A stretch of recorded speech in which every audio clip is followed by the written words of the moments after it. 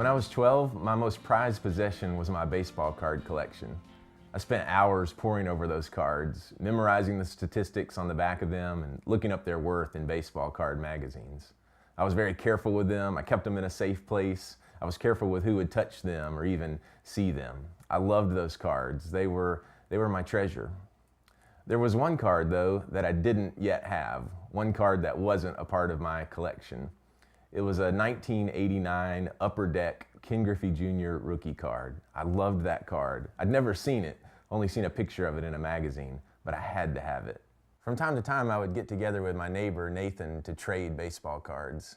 Nathan was older than me, 15 or 16. He was in high school, rode a four-wheeler, worked with livestock.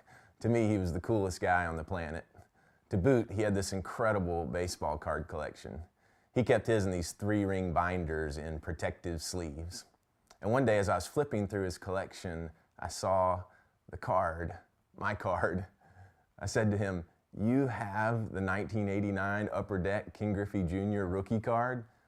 He said, "Yeah, it's my best card." And I said, "Of course it's your best card. It's the best card in the whole wide world." I wasn't all that cool. I offered him a trade. That's what we did in those days. I put all of my favorite cards on the trading block for that one card, and Nathan refused.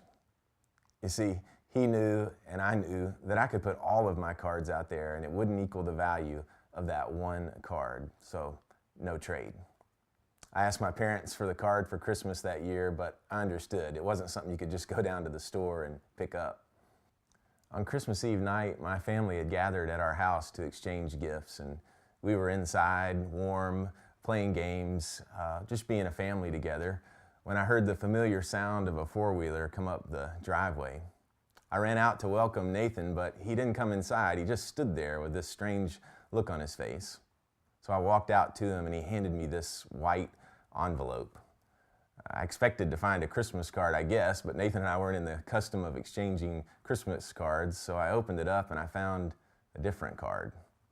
1989 Upper Deck Ken Griffey Jr. rookie card. I could not believe it. From the look on Nathan's face, he couldn't believe it either, and I hugged him. Nathan rode a four-wheeler and worked with livestock. We didn't hug all that much, and so he just stood there with his arms outstretched, and I hugged him with all I had. We never talked about that again. We didn't know how, but I'll never forget how Nathan gave his treasure away. Jesus says there's a reward found when we give away what is valuable to us. Now, sure, there's a reward in holding on to things of value. There's a benefit to possessing treasure, but he says there's a different reward, a deeper reward, when we give our treasure away. He's not talking about the reward found when we get recognized for doing something good or for giving something to someone or something. We do that with good intentions and we get the affirmation that comes with recognition, but Jesus is talking again about something different. He makes a strange statement. He says, what would happen if we gave with our right hand and our left hand didn't even know what we were doing? He's talking about what happens when we give because of the love that God has given to us. Part of the reward, I think, is getting to join in on the things of God. God is doing great things and He invites us to be a part of it. We don't get our name up in lights, but it seems our egos are okay because we're joining in the work of God. It's a very unique reward that we get to be a part of. In the Sermon on the Mount, it's interesting. Jesus links giving with spending time with God.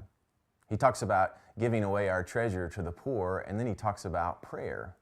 I think the connection is deliberate. Jesus is saying for the type of giving that we're talking about, you have to be deeply connected to this extravagant God, a God who gave to us when we desperately needed something, a God who is extravagant when there was no trade available and He gave us His Son. It's a connection with that kind of God that leads us to giving away our treasure, to finding ourselves saying, I can't believe I'm doing this.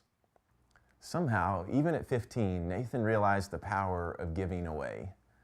I'm sure he wouldn't have been able to articulate it, but something in him knew that the reward of giving away that Ken Griffey Jr. rookie card would be more than holding on to it.